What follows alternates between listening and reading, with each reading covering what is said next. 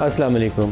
बलूचिस्तान के अंदर 3 रोज़ के अंदर दहशतगर्दी के वाक़यात के अंदर 42 पाकिस्तानी पुलिस और फ़ौज के जवान जो हैं उन्होंने शहादत पाई है। और ये इतना बड़ा नंबर है कि जैसे किसी मुल्क की खुली किसी जंग हो रही हो दुश्मन मुल्क के साथ, पाकिस्तान भारत की जंगें हो रही हो, तो उसके अंदर सिंगल डे कैजुअल्टी 42 नंबर बहुत बड़ा नंबर होता है, दुनिया में कहीं पे भी हो। तो हमारी कौमी सतह के ऊपर शायद रद्द-ए-अमल के अंदर काफ़ी अभी कमी और कमज़ोरी नज़र आती है कि हम आराम से बैठे हुए हैं। DGISPR की एक प्रेस स्टेटमेंट के अलावा मुझे बहुत अच्छा लगता है कि अगर जॉइंट सेशन हो रहा होता पार्लियामेंट का, कौमी असम्बली और सेनेट दोनों इकट्ठे बैठ के इस इशू को डिबेट कर रहे होते कि हुआ क्या, कैसे हो गया कि 42 लोगों की शहादत हो गई। और ये 42 लोग अभी 3 रोज़ के अंदर हैं, इसके अगर पिछले 30 रोज़ का नंबर पढ़ेंगे तो नंबर बहुत ऊपर चले जाएगा। तो as a matter of principle 2 काम होने चाहिए। नेशनल सिक्योरिटी कमेटी जिसको प्राइम मिनिस्टर चेयर करते हैं उसका इजलास होना चाहिए, national security committee of the parliament. और दूसरा इन कैमरा सेशन होना चाहिए पार्लियामान का, जहां इनवाइट करें DGISI को और सिक्योरिटी के लोगों को, उससे ब्रीफ लें और अपनी लाहे अमल बनाए, पॉलिटिकल ओनरशिप दें पूरे प्रोसेस को। फ़ौज ने जंग लड़नी है, फ़ौज काइनेटिक ऑपरेशन करेगी, वो वाला काम फ़ौज का है, लेकिन उसकी भी ओनरशिप पार्लियामान को लेनी चाहिए, इलेक्टेड लोगों को लेनी चाहिए। बलूचिस्तान में क्या करना है, आधे से ज़्यादा तो KP के डिस्ट्रिक्ट्स ऐसे हैं जो इस वक्त शोर शराबा है। तो क्या हम इस तरह हाथ पे हाथ धरे बैठे रहेंगे? ये मुनासिब तरीक़ाकार नहीं है। तो जो मुंतखब लोगों की ज़िम्मेदारी है, जो सियासी लोगों की ज़िम्मेदारी है एक पॉलिटिकल प्रोसेस की, वो पॉलिटिकल प्रोसेस पूरा अदा करें, इस पूरे प्रोसेस की ओनरशिप लें। कहीं पे आपको पॉलिटिकली इंगेज करना है वो सियासी तरीके से इंगेज करें, कहीं पे काइनेटिक ऑपरेशन करना है काइनेटिक ऑपरेशन करें।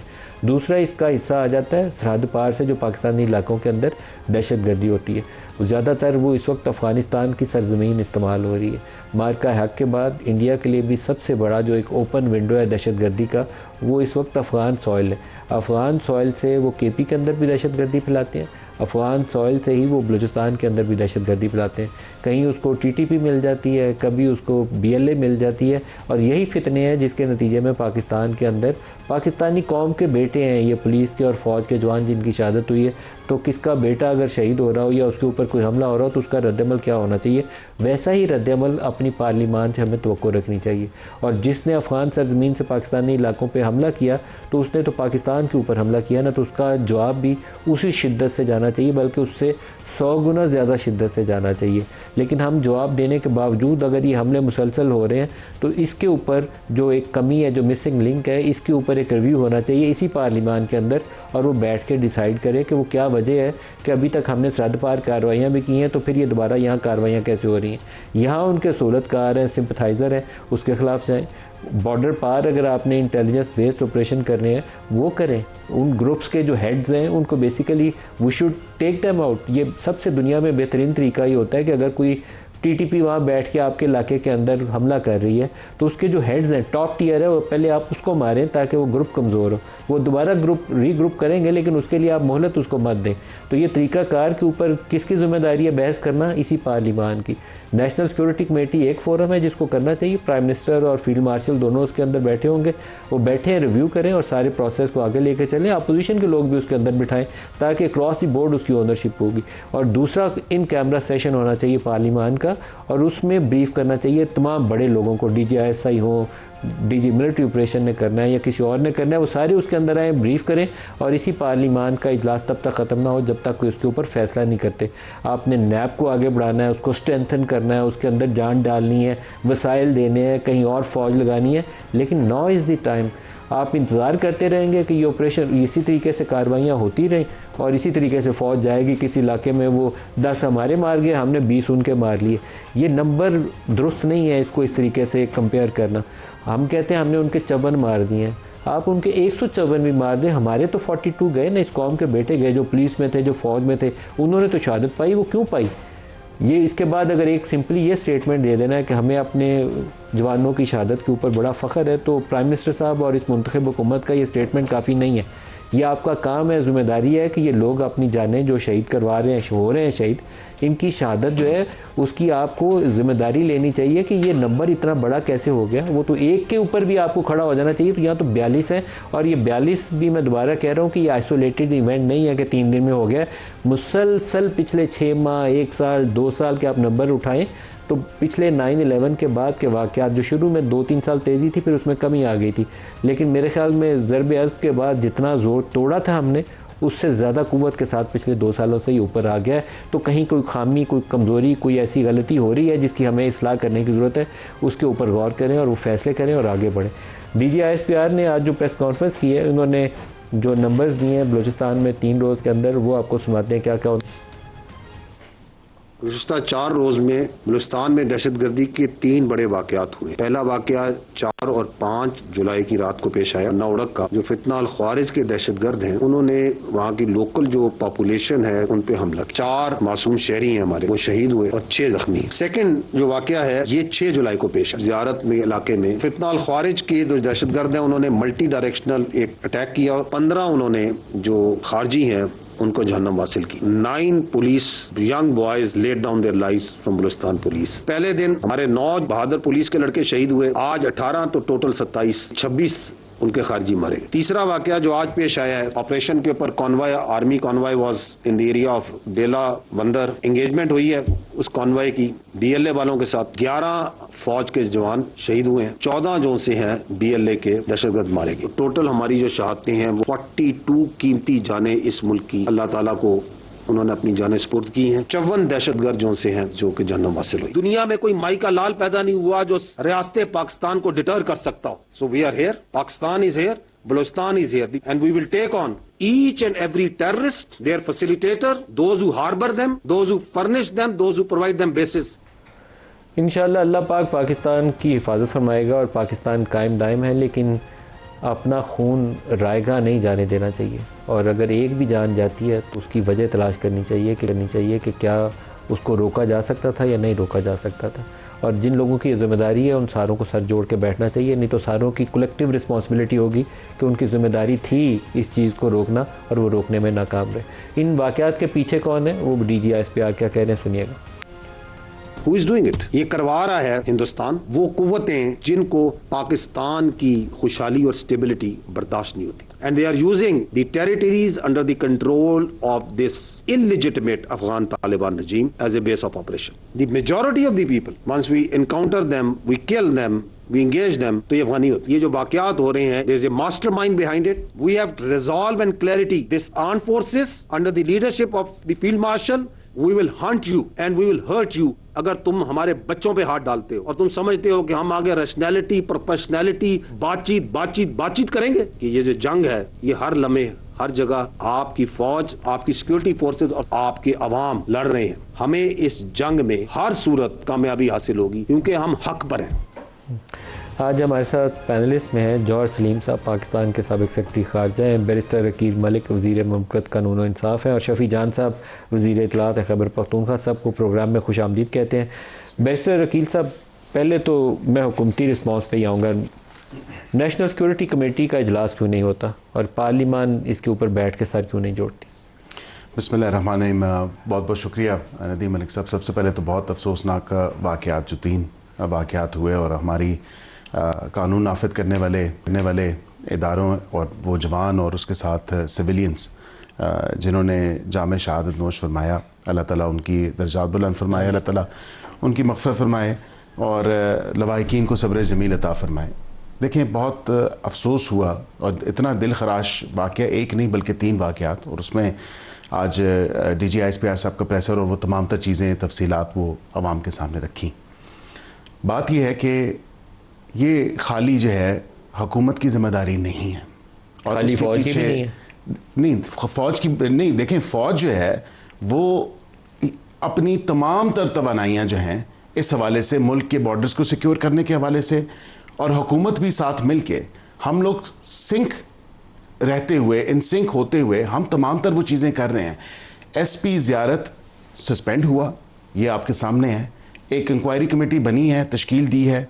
अगर कोई सिक्योरिटी लैप्स हुआ है तो क्यों हुआ है? सर, मेरा तो सवाल ये है कि नेशनल सिक्योरिटी कमेटी का इजलास क्यों नहीं हुआ और पार्लियामेंट क्यों नहीं बैठी? जॉइंट सेशन होना चाहिए इसके ऊपर। आपकी बिल्कुल, पार्लियामेंट अभी 11 सेशन नहीं है। 11 फौजी आप मतलब सेशन बुलाना चाहिए। सेशन नहीं है तो रुकावट क्या है उसमें? रुकावट कुछ भी नहीं है। This is a matter of high national importance और नेशनल सिक्योरिटी की ये नेशनल सिक्योरिटी आपकी आपके सॉवरेन नेशन के ऊपर हमला हुआ है, जिसमें 11 फौजियों की शहादत हुई है एक वाक़े के अंदर, और 27 पुलिस वाले हैं। 9 उन्होंने पहले मारे थे, 18 जो अगवा किए थे उनको उन्होंने दोबारा अगवा करके शहीद किया। तो मतलब इससे ज़्यादा नेशनल इमरजेंसी क्या होती है? आई फेल टू अंडरस्टैंड इट कि नेशनल इमरजेंसी आप कैसे बिल्कुल डिफाइन दुरुस्त करते हैं? कह रहे हैं, मैं आपकी बात से बिल्कुल इत्तेफाक करता हूं कि नेशनल सिक्योरिटी कमेटी का इजलास फिलफौर होना चाहिए और उसके साथ साथ पार्लियामेंट को भी इन कैमरा ब्रीफिंग मिलनी चाहिए, इन कैमरा ब्रीफिंग होनी चाहिए, दोनों डिसीजन होने चाहिए, जॉइंट सेशन होना चाहिए दोनों हाउसेस का। और उसके साथ देखें जो नेशनल एक्शन प्लान है ना, उस पर ट्रू लेटर एंड स्पिरिट हमने अमल दरामद करना है। सर, और ये वो बयान खाली ही- वफाक की ये सब बयान ही रह गया बयान की हमारा, हद तक माजरत नहीं के है, साथ। मुत्तफिका होके वहाँ पे ट्रेचेस देखें ना, और भी फैक्टर्स हैं मलिक साहब, उसमें आप कम से कम ये तो रियलाइज़ करें। सबसे बड़ा फैक्टर फितनतुल ख्वारिज, फितनतुल हिंदुस्तान, वो जिस तरह एक इललेजिटिमेट इलीगल वहाँ पे सेटअप है, रजीम है अफगानिस्तान में के अंदर, उसको सपोर्ट करता है। वो वहाँ पे ट्रेचेस ट्रेन है, पहाड़ हैं, वहाँ से हमें देखें ना इकदामात उठाने होंगे, हमें देखना होगा कि किधर हमारी शॉर्टकमिंग्स, और ये एनालिसिस हो रहे हैं इस चीज़ पे कि कहाँ कोई कोताही रहेगी, कहाँ कोई कमी रहेगी, कहाँ पे कोई अगर लैप्स हुआ तो ये तमाम तर चीज़ें सामने आएंगी।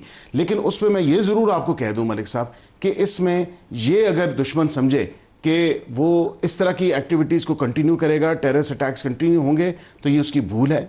और ये मैं आपको बताऊं कि इसके साथ साथ एक और स्टेप आगे जाते हुए अब इट्स हाई टाइम कि पाकिस्तान जिस मकाम पे पहुंच चुका है इंटरनेशनली स्पीकिंग, डिप्लोमेटिकली स्पीकिंग, हमें फिल फॉर पूरे दुनिया के कैपिटल्स में वो डॉजियर्स सबूतों के साथ, एविडेंस के साथ भेजने की ज़रूरत है कि इंडिया के और भारत के और ये फितनातुल ख्वारिज और फितनातुल हिंदुस्तान के जो नापाक अज़ाइम है और नापाक चेहरा है, वो हमें आश्कार करने की ज़रूरत है। सर, आई होप कि आप नेशनल सिक्योरिटी कमेटी का इजलास भी बुलाएंगे और पार्लियामान भी इन कैमरा ब्रीफिंग लेगी सिक्योरिटी ऑफिशियल्स। एब्सोल्युटली, और मैं आपके तवज्जो से आप मेरा पैगाम दीजिएगा प्राइम मिनिस्टर को, मैं ऑनर कह रहा हूँ, आप मेरा पैगाम भी दीजिएगा। इसके अलावा कोई नेशनल इमरजेंसी इससे बड़ी है नहीं है, बड़ी नेशनल इमरजेंसी कोई नहीं, और इससे बड़ा नेशनल सिक्योरिटी इंटरेस्ट कोई नहीं। अच्छा जॉर्ज सलीम साहब, एक मैं दोपहर में भी इस पे बात कर रहा था कि हमारे दो ऐसे दोस्त मुल्क हैं जहाँ काफ़ी पाकिस्तानी लेबर फोर्स भी है और हमारे उनसे अच्छे तल्लुकात हैं, एक यूएई और एक Qatar. We should talk to them, क्योंकि अफ़गान सरज़मीन पे बाज़ ग्रुप्स ऐसे हैं जिनके ऊपर वो अच्छा इन्फ्लुएंस कर सकते हैं। उनकी फैमिलीज़ वहाँ रहती हैं, कतर में रहती हैं, यूएई में रहती हैं।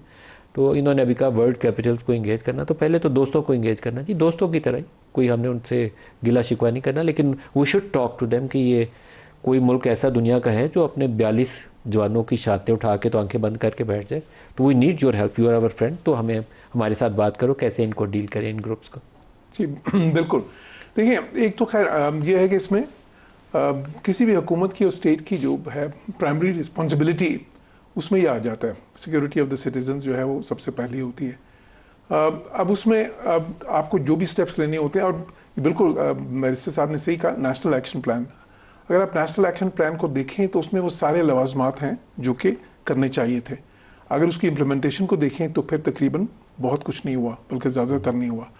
ये नेशनल एक्शन प्लान को अभी का तो नहीं है, ये तो बहुत पुराना है। अब इसमें किसकी जिम्मेदारी है ये भी देखनी चाहिए। दूसरी चीज़ ये कि देखें इसके 2 प्रॉन्ग होंगे। एक तो इसका प्रॉन्ग है बाहर का, ठीक है जी, जो हिंदुस्तान कर रहा है, जो अफगानिस्तान कर रहा है, उस पर अच्छा मैं 12 इस पर कह चुका हूँ कि ये कोई आसान नहीं होगा। There is no silver bullet, और मैं कोई मेरे ख्याल 2-3 साल से कह रहा हूँ, ये लॉन्ग टर्म प्रोसेस होगा, हमें मैनेज करना होगा उसको एक बड़े वेल कैलिब्रेटेड तरीके से, जो हमारे डिप्लोमेटिक लेवरेज है और जो बायलैटरल का भी चले, अब तो वो कम हो गया, आपस में इतनी बातचीत ही नहीं है, रीजनल है, इंटरनेशनल है, बिल्कुल। और इंडिया का इसमें बिल्कुल बैरिस्टर साहब ने भी सही कहा कि इंडिया को हमें ज़्यादा एक्सपोज करना है, हम उतना नहीं किया अभी तक, हमें जितना करना है उनको और ज़रूरत है। फिर यूनाइटेड नेशंस के लेवल पर डिप्लोमेसी की वो भी ज़रूरत है, इसमें वो भी हमें ज़्यादा करनी पड़ेगी। और जबकि खसूसन हम मेंबर हैं इस वक्त यूनाइटेड नेशन सिक्योरिटी काउंसिल के, एक तो वो उसका प्रॉन्ग है।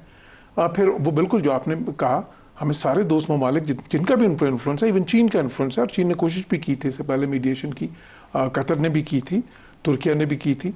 तो बिल्कुल इनफॉर्मल चैनल्स भी, फॉर्मल चैनल्स भी, सबको इस्तेमाल करना है। साथ ही साथ देखिए मुल्क के अंदर भी वो आखिर कुछ ऐसी चीज़ें हैं जिसकी वजह से इन टेररिस्ट को ये मौका मिल रहा है। अब देखिए ना, अगर एक फर्टाइल ग्राउंड नहीं होगी तो फिर वो खुद से नहीं कर सकते सारी चीज़ें, कुछ सपोर्ट बेस भी चाहिए होती है। और वो नेशनल एक्शन प्लान में वो सारी चीज़ें थी। आपको ये डिप्रिवेशन भी ख़त्म करना है जो है इस वक्त, आपको जो बहुत सारी जो पॉकेट्स हैं इकोनॉमिक अंडर डेवलपमेंट की, सर जो बेसिक मिसिंग लिंक है ना इसमें, वो पॉलिटिकल प्रोसेस का है। अगर आप गुर्बत की बात करें तो साउथ पंजाब बहुत इस वक्त बेशतर इजला बहुत आप मुश्किल सही में कह रहे हैं, गुर्बत लेकिन में है, आपको एक लेकिन आप interesting पॉलिटिकल बात बताऊं। प्रोसेस मिसिंग होगा तो वहाँ कुछ ना कुछ ऐसा होता आप है। बिल्कुल सही कह रहे हैं, Engage लेकिन them। अभी हमने इस पे सेमिनार किया और एक बड़ी इंटरेस्टिंग चीज़ आई कि जितने टेररिज्म के वाकयात हैं, और पाकिस्तान अब पता है आपको वापस नंबर 1 पे आ गया दुनिया में। हम नंबर 6 पे थे कुछ साल पहले in terms of the numbers of deaths. एक उन्होंने ग्राफ हमने जो है ना हमारा बल्कि एक दहशतगर्दी के वाकयात में पिछले आई थिंक 1 साल से हम सबसे ऊपर है। बिल्कुल। तो एक जो बनाया गया ना सारे पूरे मुल्क का जो एक मैप, तो उसमें जितने सबसे ज़्यादा जो अंडर डेवलप्ड रीजन्स है ना, जहाँ पे सबसे ज़्यादा डिप्रिवेशन है, वहीं पे सबसे ज़्यादा टेररिज्म है। It's not a coincidence. तो बेसिकली हमें देखें एक होलिस्टिक स्ट्रेटजी और जिसके एलिमेंट्स नेशनल एक्शन प्लान में मौजूद थे। मैं आपको बताता हूँ कि एक सेमिनार हुआ, उसमें बाहर से इंटरनेशनल एक्सपर्ट्स आए, उन्होंने ये कहा कि जी हमने आपका नेशनल एक्शन प्लान देखा है, इट्स एक्सेलेंट। शफी जान साहब, जो इस वक्त तो केपी में भी, आप बलूचिस्तान पे भी कमेंट करिएगा, लेकिन केपी में भी आधा केपी है जो इस वक्त शोर ज़्यादा है, तो कहीं बहुत बड़ा एक फ्लॉ है हमारी अप्रोच के अंदर, जो जिसकी वजह से हमें ये दिन देखना पड़ रहा है। अपने बेटों की शहादत और अपने बेटों के जनाजे उठाना कोई आसान काम नहीं होता, हम उठा रहे हैं रोज़ाना। सबसे पहले नदीम साहब आपका शुक्रिया। देखिए, जहाँ तक बलूचिस्तान और खैबर पख्तूनख्वा के अमन व अमान की सूरत हाल है, तो दोनों चीज़ों को ये समझना होगा कि दोनों सूबों की डायनामिक्स बिल्कुल मुख्तलिफ है। जो बलूचिस्तान में हो रहा है, और आज जो DGISPR की प्रेस कॉन्फ्रेंस है जिसमें 42 लोगों की शहादत की वो बात कर रहे हैं, अफसोसनाक है। ये हमारे शहदा हैं और जिस तरीके से शहादतें हो रही हैं, अल्लाह इनकी दर्जात बुलंद करे, ये बहुत अफसोसनाक है। देखिए, बलूचिस्तान के लिए अब आपको देखिए, खैबर पख्तूनख्वा के मुतल्लिक तो इनका एक बयानिया है कि खैबर पख्तूनख्वा की जो हुकूमत है वो जो है इस जो दहशतगर्दी की जो जंग है, वो जो पॉलिसी है उसमें पूरा साथ फेडरल हुकूमत का नहीं देती, ये इनका एक इल्ज़ाम है। अब बलूचिस्तान में तो गवर्नमेंट भी इनकी है, ये तमाम लोग एक पेज पे भी है। फिर बलूचिस्तान में दहशतगर्दी क्यों ख़त्म नहीं हो रही, दहशतगर्द क्यों बढ़ रहे हैं, वहाँ पे ये वाक़यात कैसे हो रहे हैं, ये बहुत बड़ा सवालिया निशान है। खैबर पख्तूनख्वा के मुतल्लिक जब भी ये बात करते हैं तो ये कोई ना कोई उसमें एक्सक्यूज़ करते हैं, या तो कहते हैं कि प्रोविजनल गवर्नमेंट सेम पेज पे नहीं है। अब बलूचिस्तान में तो ये दोनों एक पेज पे है। बलूचिस्तान को इस वक्त ऑपरेशन क्लीन अप की ज़रूरत है। देखिए, बलूचिस्तान की खुशहाली और अमन जो है वो दुश्मन को जो है वो नहीं पसंद आ रही, क्योंकि बलूचिस्तान में अमन होगा, तरक्की होगी, तो बहुत सारी चीज़ें उसके साथ जुड़ी हुई हैं। बलूचिस्तान में आपने देखा कि 42 लोगों का तो DGISPR कह रहे हैं। हमारे जो फाटा के जो इंजमाम के अजला हैं, जो मर्ज डिस्ट्रिक्ट्स हैं, वहाँ पे अमन व अमान की सूरत हाल बेहतर नहीं है, लेकिन ऐसी कोई जगह नहीं है जहाँ पे आप नो गो एरिया उसको कह सके। मैं खुद सदरन बेल्ट से ताल्लुक रखता हूं, आप अलीमीन गंडापुर से या सुहेल अफरीदी के इलाकों के अंदर शाम के बाद जा सकते हैं?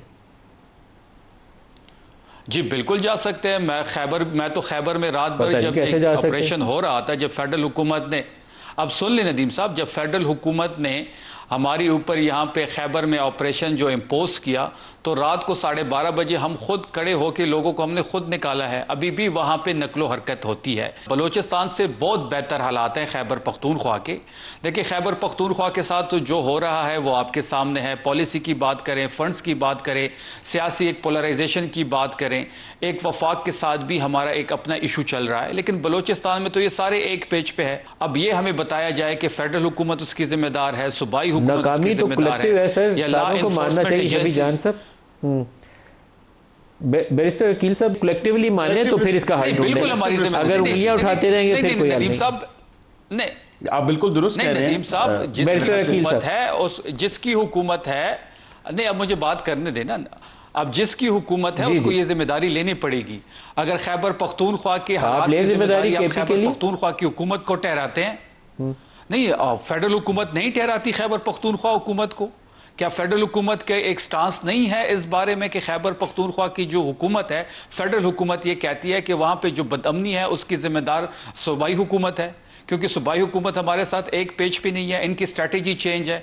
तो अब वहाँ तो स्ट्रैटेजी भी एक है, हुकूमतें भी इनकी हैं, सारे एक पेज पे है। बिल्कुल कलेक्टिव एफर्ट करनी पड़ेगी, सबको करनी पड़ेगी, सबको एक पेज पे होने पड़ेगा। एक कलेक्टिव रिस्पॉन्सिबिलिटी की बात है, ये एक रिजॉल्व एज ए नेशन हमें उसकी ज़रूरत है, क्योंकि दहशतगर्दी से जब 2 ऑपरेशन हुए, ज़रब अज़ब और उससे पहले जो दूसरा ऑपरेशन, उसके बाद रद्दुल फसाद हुआ, तो देखे ना उस टाइम हमने इस नासूर से जान छुड़ाई और उस वक्त एक नेशन का रिजॉल्व था। अभी तो इशू ये है कि डिफरेंसेस ही इतने क्रिएट कर दिए हैं, और शुक्रिया इनका, क्योंकि डिफरेंसेस क्रिएट करना, ये देखें ना, कह रहे हैं कि हमारे वफाक के साथ इश्यूज चल रहे हैं, फंड्स का इशू है, मतलब वहाँ पे आप 3 जो आपने गुजार दिए टेन्योर, और ये तीसरा टेन्योर है इनका, और वहाँ पे हालात क्या हैं। मैं देखें किसी को ब्लेम गेम की ज़रूरत नहीं है, लेकिन नदीम साहब बात यह है कि एक कलेक्टिव रिस्पॉन्सिबिलिटी, एक रिजॉल्व एज ए नेशन हमें इस चीज़ के ऊपर लेना होगा, जिस तरह हमने लिया था 2018 में इस नासूर से। तो आपके भी बढ़िया हैं, कौन सा हमने तीर मार लिया, लेकिन हमने इस नासूर से जान छुड़वाई ना। कराची के हालात फंसे तो बैठे हुए, क्या हमने दहशतगर्दी ख़त्म नहीं कर दी? वापस क्यों आ गई? फिर वो एक लंबी बहस है, फिर ये कहेंगे नहीं जी हमने आके लोगों को नहीं बसाया, हमने जो है उनके साथ एंगेजमेंट नहीं की तालिबान रजीम के साथ, फिर हमने ये नहीं कहा कि आप they broken the shackles of slavery और the chains of slavery. Come as come ये तो देखें ना कि आप उस वक्त हुकूमत में थे, फिर ऐसे कई गलत इकदाम हुए, वहाँ पे जाके चाय पीना, फिर वहाँ पे कहना कि everything will be fine, everything will be alright. मैं देखिए बहुत आगे फिर चला जाऊँगा। सर जिन्होंने चाय पीने वहाँ भेजा था ना, पहले अगर आप उनको पूछ लेते कि कैसे गए थे वहाँ चाय पीने उस वक्त काबुल में, तो शायद हमें ये दिन ना देखना पड़ता। जॉर्ज सलीम साहब, हमें कभी तो अपनी इस्लाह कर ही लेनी चाहिए ना। हम तालिबान से हमारा जो लव फेयर है ना अफगान तालिबान से, वो मुक्का नहीं है। हमने उनको बसाया था तो यही कुछ ही हुआ था, फिर हमने टाइम नहीं लगाया उनको काबिल की राह हमवार करते हुए, पूरी मदद की। चाय पीने भी गए जिसकी तरफ ये कह रहे हैं जनरल फैज साहब, हम पहुंच गए थे। All is well, everything is under control. तो फिर आज ये भुगत रहे हैं। बिल्कुल, देखिए उसमें मसला ये है कि मैं ये समझता हूँ, और मैं अब तो वो ये कहता रहा हूँ जिस कैपेसिटी में भी रहा हूँ, कि देखें हमें स्ट्रेटेजिक पर्सपेक्टिव लेना चाहिए। हम कई बार बहुत ज़्यादा टैक्टिकल पर्सपेक्टिव लेते हैं, शॉर्ट टर्म्स गेन देख रहे होते हैं, उसमें फिर ये मसला हो जाता है। अगर हम लॉन्गर टर्म पर्सपेक्टिव देखते तो फिर हमने जो 2-3 क्रिटिकल जो है ना डिसीजंस किए, या जिस वक्त सपोर्ट किया जिस तरह आप कह रहे हैं, और मैं तो उससे बहुत पहले भी जाऊंगा जो है, तो would have been all different. लेकिन आपको फिर आगे देखना होता है, जैसे चीन में देखा जाता है, तालिबान की राह हमवार करना, दोबारा काबुल को टेक ओवर कर लें, that was a tactical move.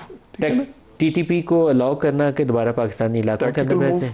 तो मेरा तो ख्याल है कि पहले अकाउंटेबिलिटी सिर्फ इन 2 नुक्तों से शुरू कर लें तो आगे के जवाब आसान हो जाएंगे। अगर हम स्ट्रेटजी हमारी नहीं होगी और इसी तरह की टेक्टिकल मूव्स करेंगे तो फिर यही नतीजा होता है टाइम्स। तो इसीलिए बेसिकली जो है आपका पर्सपेक्टिव होना चाहिए, you have to look ahead 10 years 20 years, अब ये तालिबान जो इनकी आइडियोलॉजी थी, क्या हमें पता नहीं था उनकी क्या आइडियोलॉजी है? अगर वो वहाँ पे वो करना चाहते थे तो क्या वो पाकिस्तान में नहीं करना चाहते थे? आपकी किसी ने सोचा उस वक्त? सर लड़ के ना जाने देकर स्वात को हासिल किया गया, वापस लड़ के जाने देकर वजीरिस्तान को क्लियर किया गया, और उसके बाद अगर कुछ लोगों ने ये फैसला किया तो मुझे तो बहुत हैरत होती है कि उनका थॉट प्रोसेस क्या था और कहाँ ट्रेनिंग हुई थी जिन्होंने ये फैसला किया था कि वो जो सिर्फ बंदूक से रात को लोगों की जाने या गले काटना और वो खूनी चौक में बॉडीज़ को लटकाना जिनको आता था, दोबारा आएंगे तो अच्छे बच्चे हो जाएंगे, ये कहाँ लिखा हुआ था? जो गुड तालिबान बैड तालिबान, देखिए पूरी दुनिया, बल्कि एक वक्त में हम एज डिप्लोमेट्स हम सारी दुनिया को फेस करते थे। जो हमारे पे क्रिटिसिज्म ऐसी होती थी कि जिसकी कोई इंतहा नहीं। मैं जर्मनी में सफ़ीर था, और जब ये काबुल की में उनकी जो है ना उनके सफारत खाने पे हमला हुआ, वो तो ये समझ रहे थे कि पाकिस्तान ने नहीं किया, लेकिन पाकिस्तान में जो ग्रुप्स बैठे हैं उनकी तरफ से हुआ। हम इतने ज़्यादा उस वक्त जो है ना उसमें आ जाते थे, और पूरी दुनिया में हमारी क्रेडिबिलिटी उससे कितनी कम हुई। अब ये सोचने की बात थी ना उस वक्त, तो इसलिए मैं समझता हूँ, देखें, लेकिन इसीलिए मैं ये कहता हूँ कि जब भी हम कोई पॉलिसीज़ बनाएं वो बहुत ज़्यादा दूरस्थ होनी चाहिए, और फिर एक होलिस्टिक होनी चाहिए। अदरवाइज़ यही होगा जिस तरह बैरिस्टर साहब ने कहा कि जी हमने ख़त्म कर दिया दहशतगर्दी को, मेरा ख्याल है नहीं ख़त्म हुई थी दहशतगर्दी बैरिस्टर साहब, किसी वक्त भी ख़त्म नहीं हुई थी। उसकी सिर्फ इंटेंसिटी जो है वो ऊपर नीचे गई है, फ्लक्चुएट होती रही। से जोर टूटा है ना, जोर टूटने के बाद हमने फोकस अपना किसी और तरफ कर लिया, खराब हो गया। एलिमेंट्स अगर उसके रहेंगे, जब तक आप उनको ख़त्म नहीं जड़ से नहीं मुकाएंगे तो फिर वो वापस आ जाएगी। एक ब्रेक करीब आ गई है, ब्रेक ले लेंगे हमारे साथ।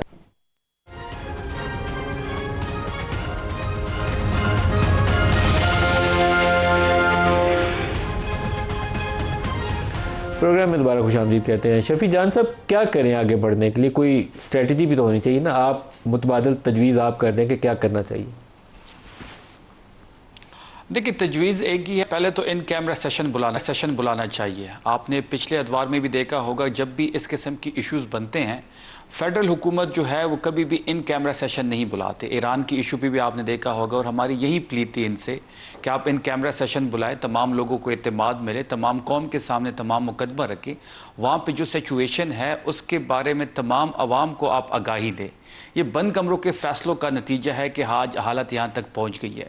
बंद कमरों के फैसलों में जो खैबर पख्तूनख्वा के मुतल्लिक़ ये करते हैं उसके रिज़ल्ट्स भी खैबर पख्तूनख्वा ही भुगत रहा है, और वहीं बंद कमरों के फैसलों के रिज़ल्ट्स आज बलूचिस्तान भी भुगत रहा है। अभी बैरिस्टर अकील साहब कह रहे थे कि तालिबान की एंगेजमेंट की बात कर रहे थे, तो इस पे बात होनी चाहिए कि किसने इनको दोबारा यहाँ पे रीसेटल किया।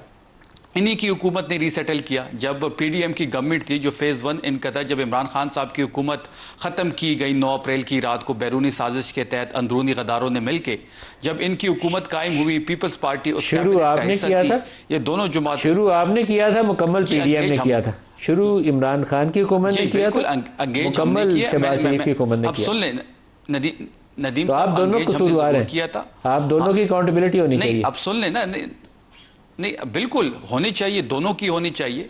एंगेजमेंट हमने की थी, हमारी बातचीत इनके साथ बिल्कुल हो रही थी, लेकिन हम इस तरीके से इनको सेटल नहीं करना चाहते थे जिस तरीके से इन्होंने इनको सेटल किया।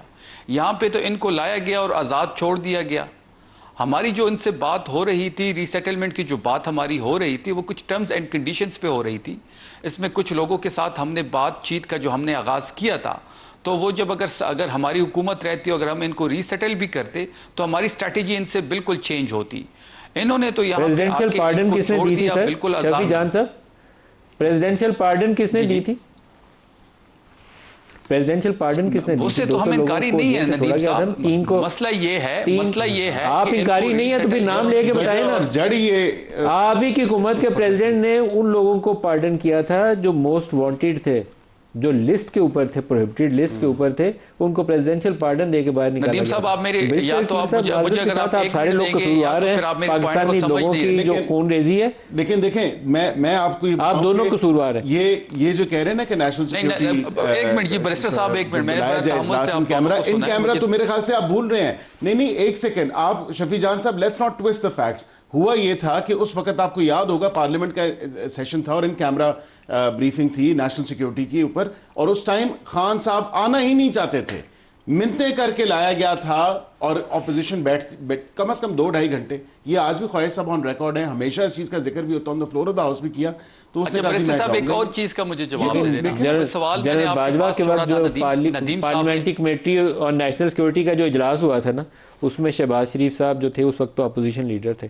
शहबाज शरीफ साहब जनरल बाजवा की सिर्फ तारीफें करते रहे थे कि हम आपके साथ हैं। उसमें अगर आप ये क्वेश्चन करते हैं तो नहीं, कलेक्टिव रिजॉल्व तो ये होना चाहिए था कि पूछते कि ये वापस रीसेटलमेंट हो रही है तो किन टर्म्स पे, क्या ये लॉ ऑफ द लैंड को मानेंगे, पाकिस्तानी कॉन्स्टिट्यूशन को मानेंगे, हथियार फेंक रहे हैं। यही बात है कि हम कहते हैं एंगेजमेंट इन्होंने शुरू की, किन टर्म्स एंड कंडीशंस पे की, आगे क्या हुआ, उसके बाद फिर इन्हीं के प्रेसिडेंट ने, जिस तरह आपने खुद जिक्र कर दिया, ये तो कहते हैं कि हमारी एंगेजमेंट शुरू हुई, हम उस तरह रीसेटल नहीं करना चाहते थे, लेकिन ये तोहफा आप ही का दिया हुआ है। जी आप दे लें, दीजिए अपना जवाब दीजिए शफी साहब। देखिए, जब दूसरी चीज ये कि नदीम साहब, जब इन्होंने इनको रीसेटल किया, फिर गुड और बैड का एक कंसेप्ट आया। अब ये कंसेप्ट किसने दिया? इसी हुकूमत ने दिया कि कुछ गुड है कुछ बैड है। भाई बैड और गुड की डिफ्रेंशिएशन कैसे हम करेंगे? ये पॉलिसी कौन लेके आया? इसका जिम्मेदार कौन है? मौजूदा हुकूमत ही इसके जिम्मेदार है। मौजूदा हुकूमत से ये तमाम सूरत हाल बिगड़ी है। सर एक सवाल आपसे मैं करना चाहता हूँ, मुझे शहबाज साहब का एक बयान याद आ रहा है। एज चीफ मिनिस्टर इन्होंने कोई पंजाब में अटैक हुआ था तो इन्होंने कहा कि आप तो हमारे ख्यालात के लोग हैं, आप इधर क्यों हमला कर रहे हैं? Do you remember that statement? इन्होंने एज चीफ मिनिस्टर ये बयान दिया था कि पंजाब क्यों हमला कर रहे हो, हम तो आप ही के स्कूल ऑफ थॉट के लोग हैं। बेसिकली हमारी टॉप टियर जितनी है ना रिस्पॉन्सिबिलिटी पोजीशंस पे जो लोग बैठे हुए हैं, उनकी कलेक्टिवली ये रिस्पॉन्सिबिलिटी है, and they have failed time and again. I can't recall that, लेकिन जो मैं कह सकता हूँ वो बिल्कुल क्लियरली कि देखें ये जिम्मेदारी सब पे आती है, क्योंकि ये कोई ऐसी चीज़ नहीं है कि 1-2 साल पहले हुई थी या अभी हुई है, या ये तो मसला 20-30 साल से चल रहा है। इसमें हमें बिल्कुल अहाता करना होगा उन पॉलिसीज़ का जिसकी वजह से ये मसला जो है इतने सालों तक चला है और ज़्यादा गंभीर होता जा रहा है। और जिस तरह मैंने कहा, इसके लिए जो जिस तरह की स्ट्रेटजी चाहिए वो कोई ऐसी स्ट्रेटजी नहीं है कि आप सिर्फ एक किनेटिक एक्शन से कर दें, सिर्फ उसके बहुत होंगे। ये सिर्फ मिलिट्री ऑपरेशन एक से मसला हल नहीं हो सकता, बल्कि एक से ज़्यादा भी उससे भी हल नहीं हो सकता, क्योंकि देखें इसमें, क्योंकि it's a deep rooted problem, और प्रॉब्लम हम उस मुल्क के बाहर भी है। वो सारी अजीत डोभाल की जो डॉक्ट्रिन है उसमें भी है, जाहिर है वो कि उसने कहा कि ये अजीत डोभाल की स्ट्रेटजी है अफगान रास्ते से ये जो प्रॉक्सीज को वो शक फंड नहीं कर होना रहा है। चाहिए। अफगानिस्तान में जो लोग बैठे हैं, जो उनकी है, जो उनके अज़ाइम है, उस पर भी शक नहीं होना चाहिए। लेकिन साथ ही साथ जो हमारे मुल्क के अपने मसाइल हैं, जिसकी वजह से उनको ये मौका मिल जाता है सारा, जिसकी वजह से देखें कोई भी चीज़ जो सी है कुछ ना कुछ सपोर्ट लोकली भी होती है तो फिर ही कामयाब होती है। तो हमें जो है ना नेशनल एक्शन प्लान को दोबारा से खोलना होगा मेरा ख्याल है, और उसको इम्प्लीमेंटेशन की तरफ लेके जाना होगा। बिकॉज देखें प्लान्स बनाने से कुछ नहीं होता। सर एक जौहर साहब आप बता दें, ये पॉलिटिकल ओनरशिप क्यों नहीं लेते? ये कह के कि फील्ड मार्शल के हम साथ हैं, ये काफ़ी बयान है उस हुकूमत का जिसकी जिम्मेदारी है मुंतखब इस काम के लिए होती है कि दे आर रिस्पॉन्सिबल, लोगों की जानो माल का तहफ़्फ़ुज़ इनकी जिम्मेदारी है। वो कैसे कह सकते हैं? तो देखें बिल्कुल स्टेट की है, और जाहिर है हुकूमत वक्त, और देखिए फौज हुकूमत जो है, फौज और हुकूमत एक ही हैं, एक ही है। लेकिन फौजी ऑपरेशन कहीं करना हो तो हुकूमत को डिसाइड करना होता है कि आप जाइए यहाँ काम करिए, लेकिन प्राइमरीली तो रिस्पॉन्सिबिलिटी ओनरशिप हुकूमत वक्त की है, वो ले नहीं रही है।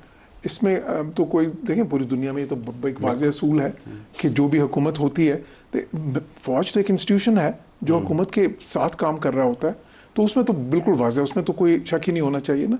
आई think we need to take all of us need to take responsibilities के लिए, और इसे पहलूतही से करने से या एक दूसरे को ब्लेम करने से तो कुछ फ़ायदा नहीं होगा, और क्योंकि ये तो बहुत अरसे से हो रहा है ना, और उसको कोई फ़ायदा भी नहीं हुआ ये सारों को। और आपने जो कहा, आपकी तजावीज़ बड़ी अच्छी हैं। पार्लियामेंट के अगर लेट से कोई सेशन, जॉइंट सेशन है, या जिस लेवल पे भी, जिसमें सारे को सारे इकट्ठे हों, देखें ये we are all stakeholders in this जो है। अगर हमारे मुल्क में ये जो बर्बादी करने की कोशिश कर रहे हैं उसमें नुकसान है तो सारों का होगा, उसमें बेशक वो पीटीआई का हो, बेशक वो एन का हो, बेशक वो किसी पार्टी का हो, पाकिस्तान के किसी खित्ते में और किसी फर्द का हो, पाकिस्तान का और हमारा नुकसान है। तो कलेक्टिव रिस्पांस होना चाहिए। Collective responsibility. जौहर सलीम साहब, बैरिस्टर अकील साहब, शफी, आज के लिए इतना ही इजाज़त दीजिए। अल्लाह हाफिज़।